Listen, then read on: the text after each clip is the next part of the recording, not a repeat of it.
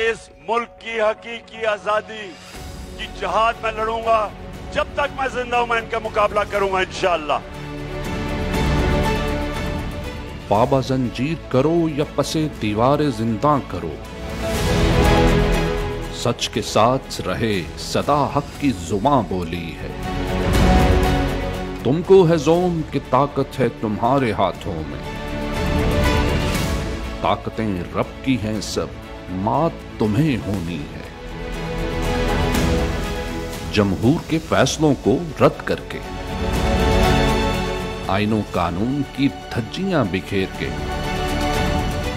अवामी मुंतखब नुमाइंदों को गिरेबानों से पकड़कर गिरफ्तार करके,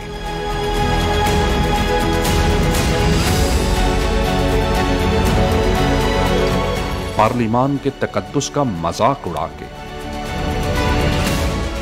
जमहूरियत की तस्हीक करके, अगर कोई ये सोचता है कि अवाम भेड़ बकरियां हैं, कौम अंधी गूंगी बहरी है, तो वो ताकत के नशे में भूल ना जाए